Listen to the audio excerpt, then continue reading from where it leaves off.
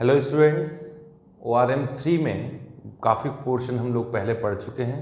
Alkyl halide की reactions पढ़ चुके हैं, अल्कोहल्स, ईथर एंड इपॉक्साइड्स की एसन रिएक्शंस हम लोग कवर कर चुके हैं।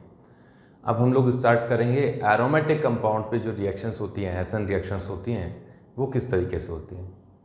और ये एराइल हैलाइड, जो alkyl halide and aryl halide वाला जो चैप्टर है NCERT में 12th क्लास का जो फर्स्ट चैप्टर है 12th की बुक का, उस चैप्टर को हम लोग अब पूरा इसमें कवर कर लेने की कोशिश करेंगे।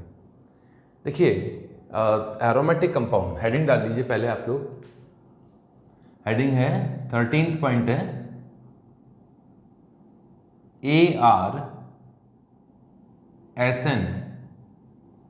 कई बार SN AR भी लिख देते हैं कई लोग, ठीक है, मैं तो ऐसे ही लिखता हूँ AR-SN रिएक्शंस या SN AR रिएक्शन, कोई फर्क नहीं पड़ता। Means nucleophilic substitution reactions, nucleophilic substitution reactions of on aromatic ring या aryl ring, aromatic ring. Aromatic ring पर न्यूक्लियोफिलिक सब्स्टिट्यूशन रिएक्शन कैसे होती है? ये वैसे 3 टाइप्स की हैं, AR-SN1 या SN1 AR। सेकंड है AR-SN2 या SN2 AR। और थर्ड है बेंजाइन मैकेनिज्म, बेंजाइन मैकेनिज्म। हालांकि बेंजाइन मैकेनिज्म अपने सिलेबस में नहीं है, इसका एक एग्जाम्पल, एक रिएक्शन इसके सिलेबस में है, डाउस प्रोसेस, जो फिनॉल फॉर्मेशन की रिएक्शन है। फिर इसलिए इसको पढ़ना पड़ेगा, वरना तो ज़्यादा ज़रूरत नहीं है। ये जो फर्स्ट है AR-SN1, ए कर देता हूँ इसे, A, B and C। AR-SN1 reaction होती है only in diazonium salt. Aromatic का जो डाईएजोनियम सॉल्ट होता है ना, उसी में रिएक्शन होती है। तो इसको डिटेल में तो हम लोग पढ़ेंगे इन एरोमेटिक कंपाउंड्स। एरोमेटिक कंपाउंड्स में अमीन, डाईएजोनियम सॉल्ट, इनकी रिएक्शंस पढ़ेंगे, तो एरोमेटिक कंपाउंड्स में ही ये पढ़ना ज़्यादा सही रहेगा, ठीक है। AR-SN2 रिएक्शन हम लोगों को पढ़नी है, अच्छी रिएक्शन है, बहुत बढ़िया रिएक्शन है। AR-SN2 रिएक्शन होती क्या है? देखो, जब लिविंग ग्रुप की ऑर्थो या पैरा पोजीशन पे स्ट्रॉन्ग इलेक्ट्रॉन विड्रॉइंग ग्रुप होता है, तब आप रिएक्शन कराओगे तो AR-SN2 पॉसिबल है ना। लिख लीजिए, आप लीजिए, इसमें ये होती कब है? When strong electron withdrawing group, electron withdrawing group समझ गए होंगे, इज और are present on leaving group, on ortho and para position of leaving group. Ortho और para position of leaving group, of leaving group. Leaving group की ortho and para position पर strong electron withdrawing group मौजूद हो, तो उस case में strong nucleophile डालने पर ये रिएक्शन हो जाती है, इसको AR-SN2 बोलते हैं। बेंजाइन मैकेनिज्म कब होती है? बेंजाइन मैकेनिज्म तो होती है स्पेसिफिक कंडीशन में, बहुत स्ट्रॉन्ग टेम्परेचर पे, बहुत स्ट्रॉन्ग बेस के प्रेजेंस में रिएक्शन कर रहा है ना, इन डिफिकल्ट कंडीशन,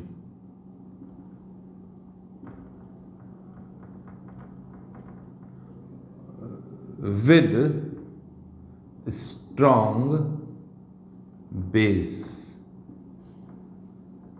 स्ट्रॉन्ग बेस या स्ट्रॉन्ग न्यूक्लियोफाइल हो, तब जाके ये रिएक्शन होती है, ठीक है। तो AR-SN1 क्या होती है, वो थोड़ा सा मैं आइडिया आप लोगों को दूंगा, बट एग्जांपल्स नहीं दूंगा। एग्जांपल इसमें एरोमेटिक कंपाउंड्स में लेंगे, तो आप लोग फर्स्ट पॉइंट डाल लीजिए AR-SN1 रिएक्शन, इसे लिख लीजिए। वीडियो पॉज करो, इसे लिखो, और ज़्यादा पॉज भी मत करो, लिखे बैठे मत रहो, उसे फटाफट लिख लिया करो। कोशिश होनी चाहिए कि साथ के साथ लिखे, बहुत ज़्यादा ज़रूरत पड़े तभी वीडियो पॉज करो, वरना कोशिश ये होनी चाहिए कि टीचर ने लिखा और हम भी लिखे, जल्दी से चले। इससे दिमाग पे थोड़ा प्रेशर पड़ेगा, आपके हाथ में ऐसा रहेगा ना कि कभी भी वीडियो पॉज कर लिया और लिख लिया, तो आप टाइम ज़्यादा लगेगा, और जितना ज़्यादा टाइम में आप लोग उतनी पॉइंट लिख रहे हो तो इसका मतलब आपने अपने ब्रेन को ढीला छोड़ दिया, उसकी एक्सरसाइज नहीं हुई। तो एक्सरसाइज करने की कोशिश करो, आपका दिमाग जितना उसको बढ़ाना चाहोगे ना, जितना उसकी एफिशिएंसी को बढ़ाना चाहोगे उतना ही एफिशिएंट हो जाएगा। करो इसको। अब तो मैंने मिटा दिया, तो मेरी बातों में लग गया हूँ, ध्यान देना चाहिए।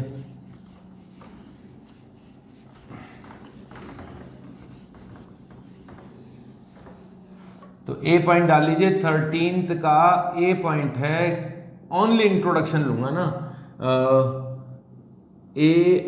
ARSN1 reaction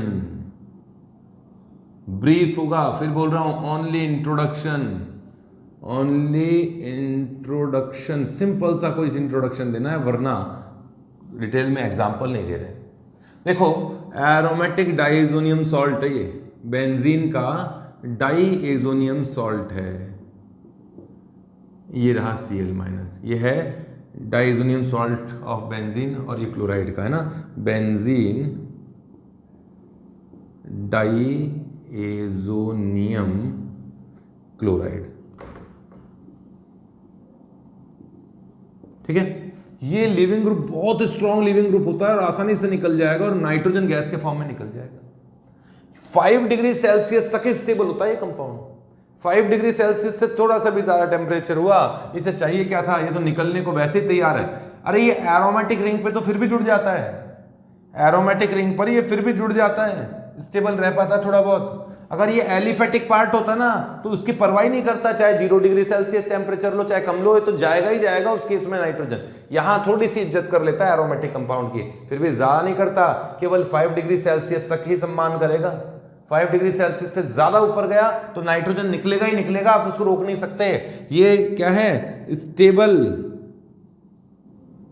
up to 5 degree Celsius, केवल 5 डिग्री सेल्सियस तक ये थोड़ा सा देख लेता है कि हाँ भाई एरोमेटिक है, अगर ये निकल गया तो एरोमेटिक रिंग का बेचारे का क्या होगा, है ना, ये सोच के रुक जाता है ना। हटाओ इस क्लोराइड को, इसी की कंपाउंड की बात करूँगा मैं। इस कंपाउंड में कोई न्यूक्लियोफाइल डाल दो, कोई न्यूक्लियोफाइल बोला मैंने, स्ट्रॉन्ग यहाँ तक कि वीक भी चल जाएगा, और हीट कर दो जरा सा। हीट करते ही नाइट्रोजन निकल के भागेगा और न्यूक्लियोफाइल उसकी जगह ले लेगा। ये न्यूक्लियोफिलिक सब्स्टिट्यूशन रिएक्शन नहीं है तो और क्या है, न्यूक्लियोफाइल ने सब्स्टिट्यूशन कर दिया किसका, N2 लिविंग ग्रुप का। बहुत ही बढ़िया लिविंग ग्रुप है, very good leaving group, very good leaving group बोल रहा हूं मैं इसको, है ना। मैकेनिज्म क्या है, बस मैकेनिज्म समझ लो। मैकेनिज्म ये है, ये 2 स्टेप मैकेनिज्म है। फर्स्ट स्टेप में तो हीट आपने जैसे ही किया, डाइएजोनियम सॉल्ट का जो सब बहुत अच्छा लिविंग ग्रुप है वो बाहर निकला, हीट करते ही ये बाहर निकला, और बाहर निकलते ये निकल गया N2 और डबल बॉन्ड पे पॉजिटिव चार्ज आ गया। ये क्या बना, ये विनाइल कैटायन बना। आज से पहले कभी नहीं बना, एराइल कैटायन, इससे पहले कभी नहीं बनाया हमने। हाँ, ऑर्डर में जरूर पूछ लिया होगा कि भाई ये कैटायन किससे बेटी क्या है, किसी रिएक्शन में बन गया हो तो बताओ। SN1 रिएक्शन में कोशिश की थी क्या कभी ऐसे बनाने की, पॉसिबल ही नहीं है ना। हमने उसमें भी रिएक्शन नहीं की, क्या नाम है, फिडलक्राफ्ट रिएक्शन में भी कोशिश नहीं की थी यहाँ पॉजिटिव बनाने की, बनता ही नहीं था। केवल इसी रिएक्शन में बन सकता है, इसलिए बोल रहा हूं ये रिएक्शन कौन दे सकता है, ओनली डाइएजोनियम सॉल्ट, स्टार्टिंग लिखवाया था मैंने। तो यहां पर ये बन जाता है, बेचारा झटपटाता है कैटायन कि ये तो बहुत बुरा हुआ, एस करेक्टर ज्यादा, रिंग स्ट्रेन बढ़ गया, sp स्टेट में जाऊं कि sp2 स्टेट में जाऊं, बड़ा कंफ्यूज्ड है। sp में जाए तो रिंग सीधी हो जाए, sp2 में रहे तो कैटायन sp2 में रहना नहीं चाहता ऐसी कंडीशन में, तो बड़ी ही निर्मम स्थिति है। इस स्थिति को सुधारने के लिए ये क्या करता है, जैसा न्यूक्लियोफाइल मिले उससे रिएक्शन करो भाई, अपनी स्टेबिलिटी बढ़ाओ। तो जैसा भी न्यूक्लियोफाइल मिले, वीक मिले कि स्ट्रांग मिले, उससे रिएक्शन करता है और अपने आप को स्टेबल बना लेता है, न्यूट्रल हुआ, शांति मिली, है ना। ये स्टेप, इसका स्टेप 1 हो गया। 2 स्टेप में रिएक्शन है, ये स्टेप 1 है। इंटरमीडिएट ये बना, इंटरमीडिएट, हाईली अनस्टेबल इंटरमीडिएट है, ये स्टेप 2 है। अब अंदाजा लगाओ कौन सा स्टेप आसानी से हो सकता है, कौन सा स्टेप मुश्किल से हो सकता है ना। समझ रहे हो, ये निकला तो पॉजिटिव चार्ज बनाना, ये थोड़ा मुश्किल से हुआ होगा, हीट करने के कारण निकल गया वो, है ना, 5 डिग्री सेल्सियस से ज़्यादा हीट किया आपने बस तो निकल गया। लेकिन फिर भी यार डबल बॉन्ड पे पॉजिटिव चार्ज बन रहा है, तो सोचो तो सही रहा। अब इन दोनों की तो तुरंत रिएक्शन होगी, तो ये कंपैरेटिवली फास्ट स्टेप होता है और ये स्लो स्टेप होता है। कहाँ लिखूँ, ये स्लो स्टेप होता है, मतलब ये स्टेप ही RDS होता है। ये रिएक्शन है। न्यूक्लियोफाइल कई तरह की रिएक्शन कर सकता है। इसकी रिएक्शन वाटर के साथ करा दो, हीट कर दो, OH आ जाएगा वाटर का। HCl के साथ करा दो, Cl आ जाएगा। ऐसे कई रिएक्शंस आगे पढ़ाने वाला हूँ, लेकिन अभी नहीं पढ़ाऊंगा, यहाँ इसकी सही जगह नहीं है। मैकेनिज्म बतानी थी, मैकेनिज्म बता दी। लिख लो इसको, मिटाता हूँ मैं फटाफट। अब मैं मिटा ही देता हूँ इसे। ये लीजिए,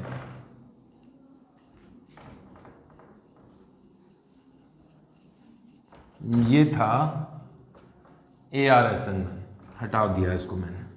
ArSN2 ही पढ़ने लायक है यहाँ तो। बेंजाइन भी सिलेबस में है नहीं, पढ़ाऊंगा तो मेरी मर्जी, ना पढ़ाऊंगा तो भी चल जाएगा। B है ArSN2, 2 मतलब सेकेंड ऑर्डर की। वहाँ किस पर डिपेंड कर रहा था वो रिएक्शन? इससे पहले वाली जो रिएक्शन लिखी ना ArSN1 के लिए, वो रेट किस पर डिपेंड कर रहा था? केवल और केवल डाईएजोनियम सॉल्ट की कंसंट्रेशन पर डिपेंड कर रहा था ArSN1। वहाँ लिख लेना, ArSN1 जो थी उसका rate of reaction directly proportional to concentration of diazonium salt था। न्यूक्लियोफाइल की कंसंट्रेशन पर डिपेंड नहीं करता था, क्योंकि फर्स्ट स्टेप RDS थी। इसीलिए 1 बोलते हैं फर्स्ट ऑर्डर की रिएक्शन, क्योंकि केवल इस पर डिपेंड करती है। ये आपको लिखनी थी ArSN1 में। अब ArSN2 पे आ जाओ, मिटा देता हूँ इसको, तुम्हें दिख गया होगा सब कुछ। ये ArSN2 है, सेकेंड ऑर्डर की रिएक्शन। लिखो, अब लिख ही लो चलो। Generally nucleophilic attack on aromatic ring not possible।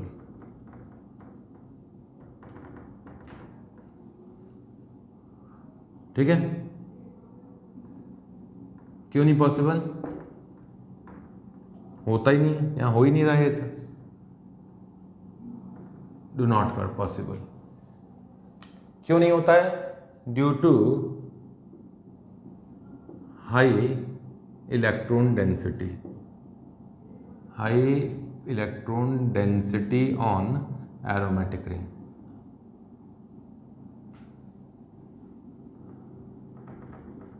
Aromatic ring पर इलेक्ट्रॉन डेंसिटी काफ़ी ज़्यादा होती है, इस कारण से न्यूक्लियोफाइल उस पर अटैक नहीं करता है। याद करो, एरोमेटिक कंपाउंड की प्री रिएक्शन होती है electrophilic substitution reaction.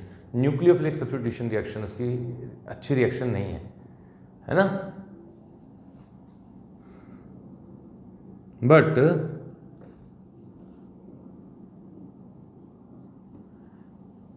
in presence of strong electron withdrawing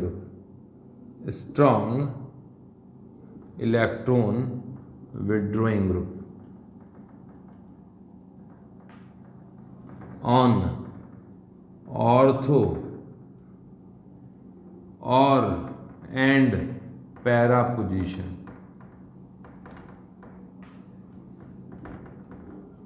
अरे यार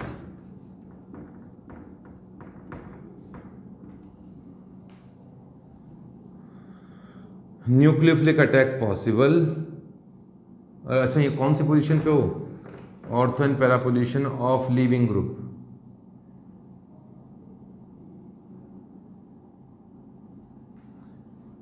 न्यूक्लियोफिलिक अटैक पॉसिबल।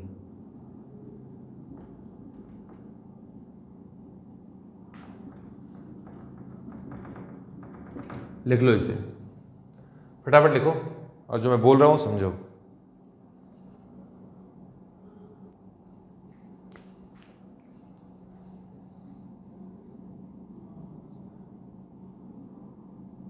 देखो, ये एरोमेटिक रिंग है, एराइल हैलाइड है, हैलाइड हेलोजन है ये।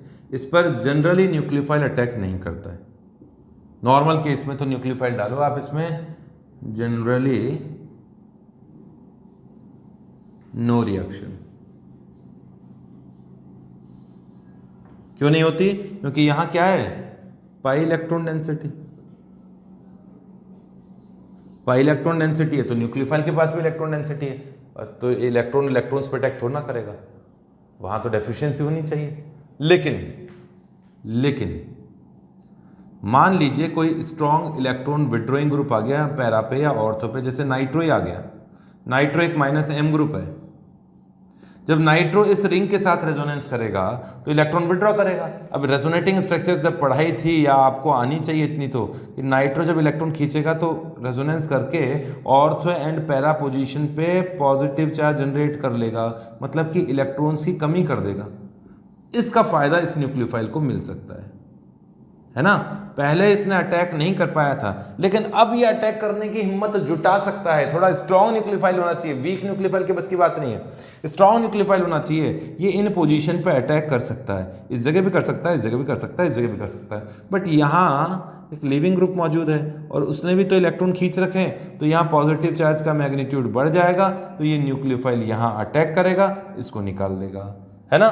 तो ये क्या, कौन सी रिएक्शन कहलाएगी उस केस में? ArSN2 reaction. ये X आया, ये न्यूक्लियोफाइल आया, X को तो निकाल दिया, न्यूक्लियोफाइल उसकी आगे जगह आगे बैठ गया। तो ये किसके प्रेजेंस के कारण हुआ? ये नाइट्रो के प्रेजेंस के कारण हुआ। ArSN2 रिएक्शन है। इसका मैकेनिज्म लेता हूं, जल्दी से लिखो इसको, फिर मिटाऊंगा। लिख लो फटाफट, मिटा देता हूं इसे मैं। मैकेनिज्म देखिए अब इसकी, मैकेनिज्म ऑफ ArSN2 रिएक्शन। देखो स्टेप 1, 2 स्टेप में रिएक्शन है ये भी।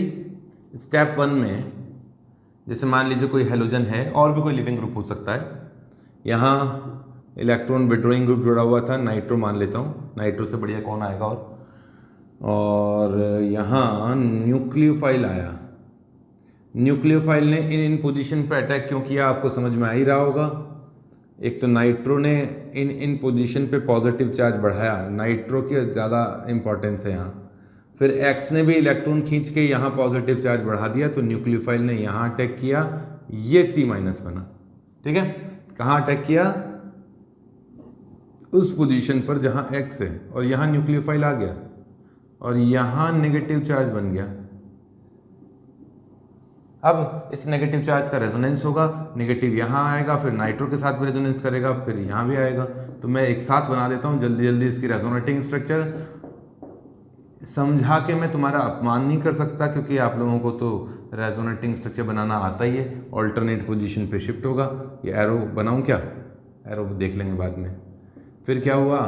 नेगेटिव चार्ज यहाँ आएगा, इस जगह यहाँ नेगेटिव आएगा, तो यहाँ ऑल्टरनेट ही तो बढ़ता है। नाइट्रो के साथ भी रेजोनेंस किया, बट वो मैंने बनाया नहीं, क्योंकि आपको पता है ये रहा X, ये रहा न्यूक्लियोफाइल, ये रहा नाइट्रो, ये रेजोनेटिंग स्ट्रक्चर्स बनी हैं। ये 3 ही नहीं है, और भी है, नाइट्रो के साथ वाली भी है। ओवरऑल हाइब्रिड अगर मैं इसका बनाऊं तो इस तरह का हाइब्रिड बना कि ये रहा X, ये रहा न्यूक्लियोफाइल,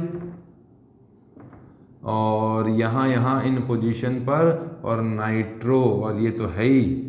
तो इस तरीके से रेजोनेंस होता रहेगा। नेगेटिव यहाँ भी आया है, यहाँ भी आया है, ऑक्सीजन पे भी है, नाइट्रोजन पे पॉजिटिव होता है, ये थोड़ा बहुत पूरा ही होता है नाइट्रोजन पे, तो छोड़ो उस चीज़ को, तो मैं ये नहीं बता रहा। ये इसका हाइब्रिड स्ट्रक्चर बना, है ना। चलो हाइब्रिड बन गया। स्टेप 2 में क्या हुआ? स्टेप 2 में ये जो X है न्यूक्लियोफाइल है, पॉजिटिव नेगेटिव चार्ज किसी एक जगह लगा देता हूँ, यहाँ नाइट्रो है। इसके बाद में इन दोनों में से जो ज़्यादा स्टेबल होगा वो बाहर निकल जाएगा। X ही ज़्यादा स्टेबल होना चाहिए। अगर न्यूक्लियोफाइल ज़्यादा स्टेबल हुआ मान लो, तो न्यूक्लियोफाइल फिर बाहर निकल जाएगा, डबल बॉन्ड बन जाएगा, मतलब रिएक्शन ही नहीं हुई। तो स्टेबल तो क्या होना चाहिए? X होना चाहिए, वो निकलेगा, तब जाके यहाँ डबल बॉन्ड बनेगा, और X- का बाहर निकलना, ये बन गया इस जगह डबल बॉन्ड, न्यूक्लियोफाइल रह गया और ये रह गया, हो गया ना, रिप्लेस कर दिया ना X- को न्यूक्लियोफाइल ने। ये इस तरह से इनडायरेक्ट मेथड है। इन दोनों में से स्लो स्टेप कौन सा होना चाहिए? देखो ये एरोमेटिक थी, अब ये नॉन एरोमेटिक बना दिया आपने। ये रिएक्शन, ये वाला स्टेप इसका स्लो होता है, ये कंपैरेटिवली फास्ट होता है। अगर ये स्लो होता है तो ये हो गया RDS, रीडिटरमाइनिंग स्टेप, ठीक है। अब कुछ पॉइंट्स इससे रिलेटेड मैं यहाँ लिख दूंगा, फटाफट लिख लो इसको। तो लिखिए इसे और कुछ पॉइंट्स यहाँ लिखो। पहली बात तो ये है कि rate of ArSN2 reaction directly proportional to concentration of Rx जो भी आपने लिया है और कॉन्सेंट्रेशन ऑफ न्यूक्लियोफाइल, दोनों की कॉन्सेंट्रेशन पे डिपेंड करता है। मतलब दोनों के रेस्पेक्ट में वन ऑर्डर की रिएक्शन है और ओवरऑल ये सेकेंड ऑर्डर रिएक्शन है, सेकेंड ऑर्डर रिएक्शन। तभी तो SN2 बोल रहे हैं हम लोग, nucleophilic substitution reaction. Normal SN2 नहीं, ध्यान रखना, ArSN2 रिएक्शन। ठीक है, पहली बात तो ये हुई। दूसरी बात, ये न्यूक्लियोफाइल यहां अटैक करेगा, एक नाइट्रो हो तो अच्छी तरह अटैक करेगा कि दो नाइट्रो हो गए तो इलेक्ट्रॉन डेफिशिएंसी होनी चाहिए रिंग पर। तो जितने ज्यादा इलेक्ट्रॉन विड्रॉइंग ग्रुप है रिएक्टिविटी उतनी ज्यादा होगी। तो कहा जा सकता है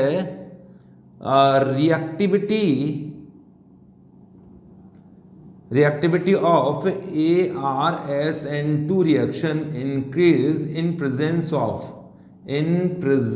of इलेक्ट्रॉन विड्रॉइंग ग्रुप। कहने का मतलब इलेक्ट्रॉन डेफिशिएंसी होगी तो रिएक्शन ज्यादा फास्ट होगी। तो सिंपल सा कॉन्सेप्ट है ये। जितना स्टेबल ये इंटरमीडिएट बनेगा एनायन की स्टेबिलिटी बढ़ाई तो है नाइट्रो ने, इलेक्ट्रॉन विड्रॉइंग ग्रुप के प्रेजेंस में होगा क्या, एनायन जो बनेगा उसकी स्टेबिलिटी बढ़ेगी। मतलब ये हुआ कि रिएक्टिविटी ज्यादा होगी, डायरेक्टली प्रोपोर्शनल होगी स्टेबिलिटी ऑफ इंटरमीडिएट। इसका इंटरमीडिएट जितना ज्यादा स्टेबल होगा, एनायन जितना ज्यादा स्टेबल होगा, रिएक्शन उतनी ही आसान होगी, फर्स्ट स्टेप फास्ट होगा, overall rate of reaction increase होगी।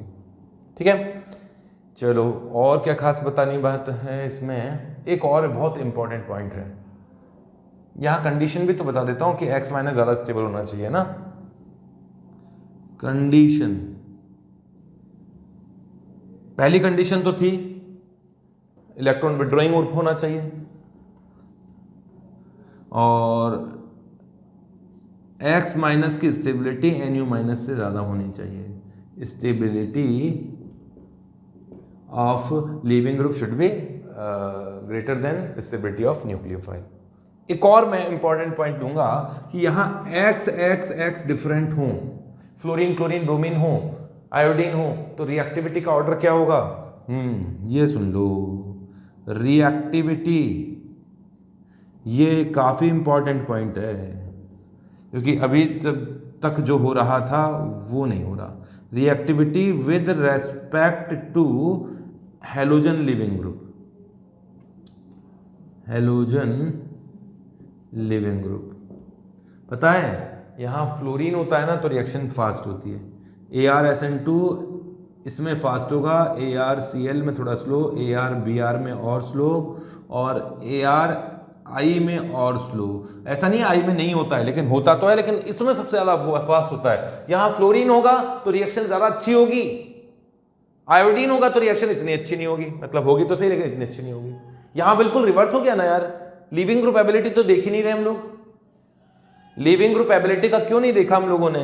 यहां ये देखो, आप ध्यान से सुन लो, इसका रीजन क्या है। इसका रीजन ये है कि जब फ्लोरीन यहां अटैच्ड होगा तो -I इफेक्ट ज्यादा लगाएगा और -I इफेक्ट ज्यादा होगा तो यहां पॉजिटिव चार्ज ज्यादा बढ़ेगा, तो न्यूक्लियोफाइल जल्दी से अट्रैक्ट होता हुआ आया।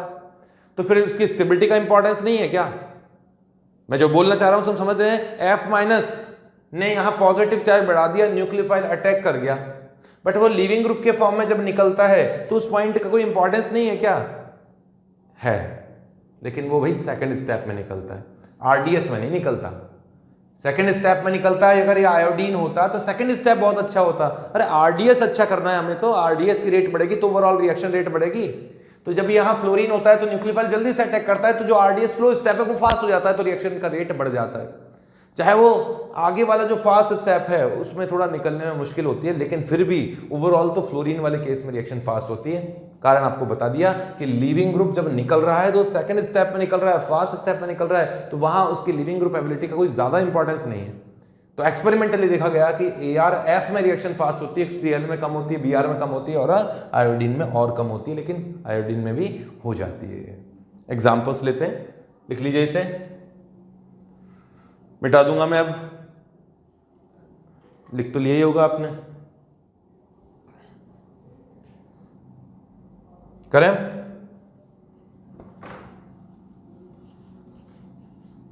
एग्जाम्पल्स लेते हैं अब इसके, बढ़िया बढ़िया एग्जाम्पल हैं।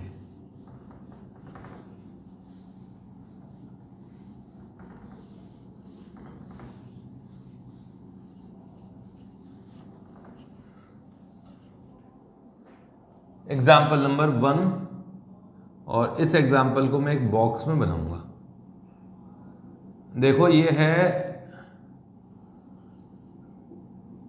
क्लोरोबेंजीन। क्लोरोबेंजीन में NaOH से रिएक्शन कराई तो होनी चाहिए क्या? इलेक्ट्रॉन विड्रॉइंग ग्रुप जुड़ा हुआ नहीं है, नहीं होनी चाहिए, नहीं होती है, बिल्कुल सही है, नहीं होती है। अगर पीछे ही पड़ जाओ उसके कि नहीं हम तो रिएक्शन करा के रहेंगे हाई टेम्परेचर पे, हाई प्रेशर के ऊपर, तब फिर भी हो जाती है। तो फिर वो बेंजाइन मैकेनिज्म से होती है डिफिकल्ट कंडीशन में, है ना। तो मैं ये बताना चाह रहा हूं कि क्लोरोबेंजीन की रिएक्शन यहां बनाएंगे इससे। क्लोरोबेंजीन की रिएक्शन कॉन्संट्रेटेड NaOH से करा दोगे तो नॉर्मल कंडीशन में नहीं होती है। जब इसकी रिएक्शन 300 डिग्री सेल्सियस पे 320 एटमॉस्फेरिक प्रेशर पर, ये प्रेशर ऊपर नीचे थोड़ा बहुत चलता है, 320, 300, 360 ऐसे चलता है, मतलब हाई टेम्परेचर हाई प्रेशर पे रिएक्शन कराओ तब जाके OH माइनस यहाँ Cl को रिप्लेस कर पाता है और बनाता है फिनॉल। लेकिन सुन लेना मेरी बात, फिनॉल नहीं बनेगा यहाँ पर।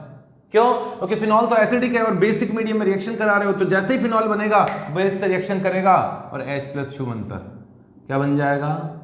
ये बनेगा। कहने का मतलब है पहले तो OH ही आया था, OH जैसे ही बना तो उसने बचे हुए बेस से रिएक्शन कर ली, सोडियम फिनॉक्साइड बना। जब आपको फिनॉल चाहिए तो आप उसमें एसिड डालते जाओ, जैसे ही बेसिक से सॉल्यूशन एसिडिक हो जाएगा तो यहां आ जाएगा OH। ये फिनॉल फॉर्मेशन का एक मेथड है। इस मेथड को कहा जाता है डाउस प्रोसेस। क्या कहा जाता है? डाउस प्रोसेस। ठीक है। ये जो मैकेनिज्म है ये बेंजाइन मैकेनिज्म का फॉलो करता है। बेंजाइन मैकेनिज्म द्वारा ये रिएक्शन होती है। लिख लीजिए, reaction, this reaction follows benzene mechanism, not ArSN2। ArSN2 कब होती? जब इलेक्ट्रॉन विड्रॉइंग ग्रुप जुड़ा होता और तो पैरा पोजीशन पे इसकी मदद करने के लिए आता, तब ArSN2 होती। ये बेंजाइन मैकेनिज्म है जो अलग मैकेनिज्म है, जो कि अलग से पढ़ाया जाएगा अपने सिलेबस में। तो बेंजाइन मैकेनिज्म का यही एग्जांपल है। वो बेंजाइन मैकेनिज्म ना पढ़ोगे तो भी चल जाएगा, हालांकि मैं बताऊंगा तो सही उसे। क्लियर है? ये देखो कैसे डिफिकल्ट कंडीशन में रिएक्शन हो रही है। अब देखो तुम एग्जाम्पल नंबर 1 स्टार्ट करता हूं ArSN1 का। देखो यहां क्लोरोबेंजीन है और क्लोरोबेंजीन की पैरा पोजीशन पे नाइट्रो है। अब आप इसकी रिएक्शन करा दो कॉन्सेंट्रेटेड NaOH से तो आसानी से रिएक्शन हो जाती है। 1 एटमॉस्फेरिक प्रेशर पर रिएक्शन हो जाती है। 150 डिग्री सेल्सियस तक ही हीट करना पड़ता है, ज़्यादा हीट नहीं करना पड़ता। इतना टेम्परेचर याद नहीं करना, मैं ये बताना चाह रहा हूँ कि डिफिकल्ट नहीं है, कंपैरेटिवली आसान है। तो OH माइनस निकलेगा, है ना, और फिर सॉल्ट बनेगा। पर मैं सॉल्ट नहीं बनाना चाहता तो मुझे एसिड थोड़ा डालना पड़ेगा। तो फिर बनेगा क्या? यहाँ OH आ जाएगा। ये रिएक्शन कौन से मैकेनिज्म से होती है? ये ArSN2 मैकेनिज्म है। ArSN2 क्योंकि मददगार आया है नाइट्रो। अगर 2 नाइट्रो ग्रुप लगा दिए जाएं, अगर 2 नाइट्रो ग्रुप रख दिए जाएं, जैसे ये Cl है, यहाँ नाइट्रो है, यहाँ नाइट्रो है, तो कंपैरेटिवली और कम टेम्परेचर पर रिएक्शन हो जाएगी, मतलब और आसान हो जाती है NaOH के साथ रिएक्शन करना। 96 डिग्री सेल्सियस पर रिएक्शन हो जाता है। एटमॉस्फेरिक प्रेशर 1 एटमॉस्फेरिक प्रेशर ही है, उतना ही है। और OH आएगा Cl को रिप्लेस करके। एसिडिक मीडियम मैंने इसलिए रखा है क्योंकि जो फिनॉक्साइड बनेगा, मतलब O- बनेगा, उसमें H+ डाल दे, केवल थोड़ा कम टेम्परेचर पर रिएक्शन हो गई। चलो 3 नाइट्रो ग्रुप आ जाए तो तीनों नाइट्रो ग्रुप मिलकर इलेक्ट्रॉन विड्रॉ करें। ये लो एग्जांपल नंबर 3। एग्जाम्पल नंबर 3, अगर इस क्लोरीन की दोनों ऑर्थो पर और पैरा पोजीशन पर नाइट्रो लगा दिया। अब सोचो, तीनों नाइट्रो ने अपनी अपनी ऑर्थो पैरा पोजीशन पे कितना पॉजिटिव चार्ज जनरेट किया। तो इसको तो NaOH की जरूरत ही नहीं पड़ती। NaOH जैसे स्ट्रॉन्ग न्यूक्लियोफाइल की जरूरत भी नहीं है, यहां तो केवल इसे पानी के साथ उबाल दो, बॉयल कर दो, वाटर के साथ ही हीट कर दो, तो वाटर जैसा वीक न्यूक्लियोफाइल भी यहां रिएक्शन करता है, Cl को निकाल देता है और OH आ जाता है। इस एसिड को आप अच्छी तरह से जानते हैं, ये एसिड कहलाता है पिक्रिक एसिड। एसिड वाला नाम रखा है ना, फिनॉल है फिर भी नाम है एसिड, क्योंकि एसिडिक नेचर है इसकी, पिक्रिक एसिड। इसकी एसिडिक स्ट्रेंथ एसिटिक एसिड से भी ज्यादा होती है, बहुत ज्यादा तो नहीं होता लेकिन एसिटिक एसिड कार्बोक्सिलिक एसिड से ऊपर होता है। समझ गए? कुछ बेसिक एग्जांपल और लूंगा मैं।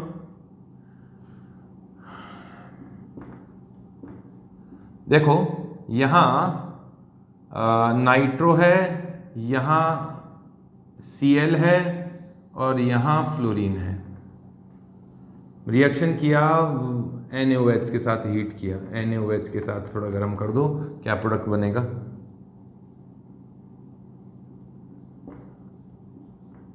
यहाँ नाइट्रो है, यहाँ तो फ्लोरीन और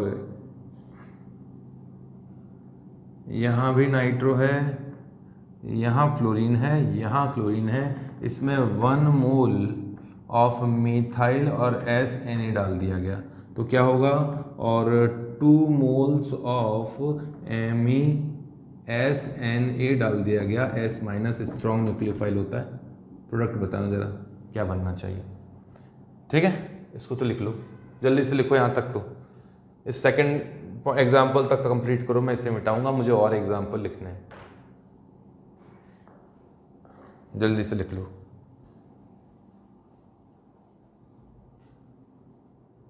अब मैं करता हूं,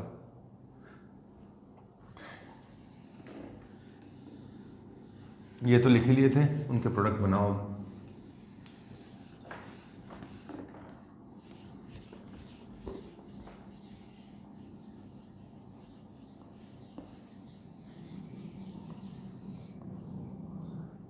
एग्जाम्पल नंबर 6, एग्जाम्पल नंबर 6 में वो तो करो आप, चलो मैं करता हूं।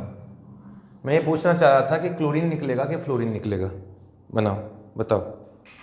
आप तो कहोगे फ्लोरीन निकलेगा, है ना, यही कहोगे और क्या कहोगे, क्योंकि फ्लोरीन की रिएक्टिविटी ज़्यादा बताई थी अभी कुछ देर पहले मैंने। लेकिन अब ये भी तो सुन लो, ये नाइट्रो नहीं होता तो क्या रिएक्शन हो जाती क्या? इस नाइट्रो ने जिन जिन पोजीशन पे पॉजिटिव चार्ज जनरेट किया है, रिएक्शन तो वही होगी, इसकी कृपा के कारण रिएक्शन हो रही है। ये ना होता तो रिएक्शन ना होती। क्या फ्लोरीन कर लेता क्या ऐसे रिएक्शन? तो इस पोजीशन पे पॉजिटिव चार्ज है तो OH माइनस इस Cl को निकालेगा, F को नहीं निकालेगा। चाहे रिएक्टिविटी ज़्यादा हो या कम हो, उससे कोई फर्क नहीं पड़ेगा। यहाँ OH आएगा, यहाँ फ्लोरीन आएगा, यहाँ बेस एसिड डालते हैं, नेक्स्ट स्टेप में ये डाल दिया, ये होगा। अब देखो यहाँ नाइट्रो है, यहाँ नाइट्रो है, इस नाइट्रो की ऑर्थो और पैरा पोजीशन पे पॉजिटिव चार्ज है, इन पोजीशन पे पॉजिटिव चार्ज है।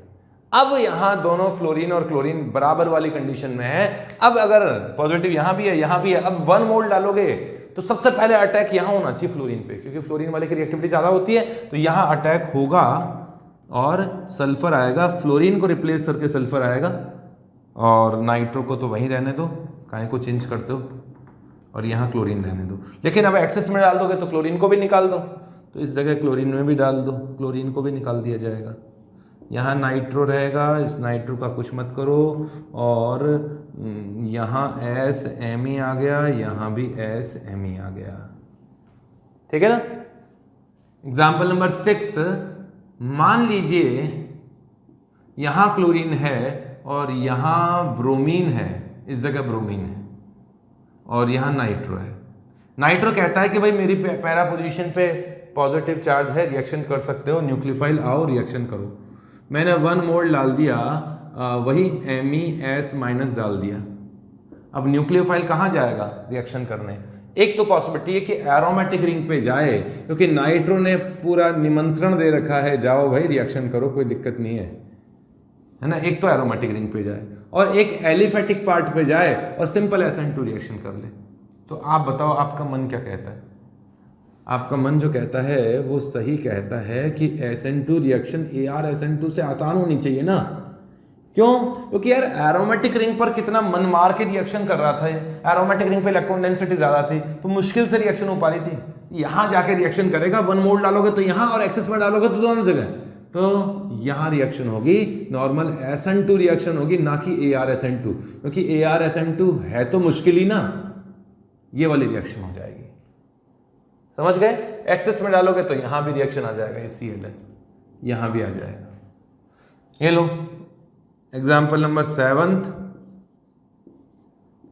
इंट्रामोलिकुलर ArSN2 रिएक्शन भी हो सकती है। जैसे ये वाला कंपाउंड ले लेता हूं मैं, यहां ऑक्सीजन है और इसमें डाल दिया बेस, तो बेस पहले इस H को निकाले, O- बनेगा, O- जाकर यहां रिएक्शन करे, ArSN2 रिएक्शन कर ले। कहने का मतलब क्या हुआ, नाइट्रो यहां आया, सॉरी बेस ने यहाँ रिएक्शन की, O- बनाया और इसकी पैरा पोजीशन पे ArSN2 हो सकती है, तो इंट्रामोलिकुलर ArSN2 रिएक्शन हो गई। इंट्रामोलिकुलर ArSN2 रिएक्शन होगी और प्रोडक्ट बनना चाहिए कुछ इस तरह का। नाइट्रो यहाँ रह गया और ऑक्सीजन ने 1 2 3 4 5 मेंबर रिंग बनाई ऑक्सीजन को इंक्लूड करते हुए। इस तरह की रिएक्शंस होती हैं। ये रिएक्शंस के एग्जाम्पल थे ArSN2। हालांकि इसमें और लिए जा सकते हैं एग्जाम्पल। ArSN2 में हाइड्रोजन भी रिप्लेस होते हैं कई बार, है ना, हाइड्रोजन भी रिप्लेस होते हैं, कराऊं क्या? पर वो सिलेबस में आया नहीं कभी, क्योंकि अपने चैप्टर जो है ना एराइल हैलाइड चैप्टर है। लो चलो मैं थोड़ा सा एग्जाम्पल लूंगा, ज्यादा नहीं लूंगा, इसे लिखो जल्दी से, छोटा सा एक एग्जाम्पल और ले लेता हूं। एरोमेटिक रिंग है ना, जैसे वो पायरिडीन पर इलेक्ट्रॉन डेंसिटी कोई ज्यादा नहीं होती है, वो भी रिएक्शन कर लेता है। देखो सुनो, ये नाइट्रो और ये नाइट्रो, 3 नाइट्रो, और इसमें न्यूक्लियोफाइल डाल के थोड़ा हीट वीट कर दो, मालूम है क्या होगा? ये वाला नाइट्रो और ये वाला नाइट्रो दोनों मिलके इस नाइट्रो को बाहर निकलवा देंगे। कैसे? इन दोनों ने साजिश रची है, ये दोनों इलेक्ट्रॉन विड्रॉ करने वाले हैं। इन दोनों के बारे में बात कर रहा हूं। इन दोनों ने अपनी ऑर्थो पैरा पोजीशन पे पॉजिटिव चार्ज जनरेट किया, इसने भी वहां पैरा पोजीशन पे जनरेट किया, इसने भी ऑर्थो पोजीशन पे जनरेट किया। हालांकि इसने भी किया है, लेकिन इन दोनों ने इस पोजीशन पे पॉजिटिव चार्ज ज्यादा जनरेट कर दिया, तो न्यूक्लियोफाइल यहां आके भी ArSN2 में इस नाइट्रो को भी निकाल देता है। बट अपने सिलेबस में नहीं है ये रिएक्शन, है ना, NCERT में है भी नहीं ये रिएक्शन, क्योंकि NCERT में तो एराइल हैलाइड चैप्टर में ये रिएक्शन आती है। एक और रिएक्शन होती है चिची-बेबिन रिएक्शन, नाम बड़ा अजीब सा है, चिची-बेबिन रिएक्शन। किसकी है? इसकी है, ये रहा। कौन है? रिएक्शन क्या होगी? देखो ध्यान से सुनना, इस पर इलेक्ट्रोफाइल का अटैक तो यहां होता है, इस जगह इलेक्ट्रोफाइल इन पोजीशन पे अटैक करता है, बट न्यूक्लियोफाइल इसकी ऑर्थो पैरा पोजीशन पे अटैक कर सकता है। यहां Cl लगा हुआ है, अगर आपने इसमें न्यूक्लियोफाइल डाला और रिएक्शन की तो न्यूक्लियोफाइल जाके इसे रिप्लेस कर सकता है और प्रोडक्ट बनेगा कुछ इस तरह का। ये भी वो ArSN2 टाइप की रिएक्शन है और यहाँ पर न्यूक्लियोफाइल आएगा। रिएक्शन का नाम है चिची-बेबिन रिएक्शन, है वही ArSN2। अब आप खुद सोचना, न्यूक्लियोफाइल जब यहाँ आएगा, इलेक्ट्रोफाइल नहीं, मेरे मुंह से निकल गया हो तो ध्यान रखना, न्यूक्लियोफाइल अटैक करेगा। न्यूक्लियोफाइल जब यहाँ अटैक करेगा इस जगह, तो नेगेटिव चार्ज यहाँ, यहाँ और यहाँ आएगा, इन 3 जगह। जब न्यूक्लियोफाइल यहाँ अटैक करेगा तो नेगेटिव चार्ज इस जगह और इस जगह आएगा। जब नाइट्रोजन पर नेगेटिव चार्ज आ जाएगा तो थोड़ा स्टेबल होगा इलेक्ट्रोनेगेटिविटी के कारण। ठीक है, तो ये भी रिएक्शन तो कभी पूछी नहीं गई है, पर मैंने एक्स्ट्रा बता दी है। तो ये कंप्लीट होता है हम लोगों का ORM3 रिएक्शन। इसके बाद में बेंजाइन मैकेनिज्म का मैं एग्जाम्पल जरूर लूँगा, लेकिन ये जिसे कुछ एक्स्ट्रा पढ़ना है वही पढ़ें, हर स्टूडेंट पढ़ने की ज़रूरत नहीं है। इसे आप ना भी पढ़ें, स्किप करें तो चल जाएगा। तो इसके बाद लेता हूँ मैं बेंजाइन मैकेनिज्म। ORM3 कंप्लीट हो चुका है, ठीक है, लिख लीजिए, इसे मिटा देता हूँ। ओके।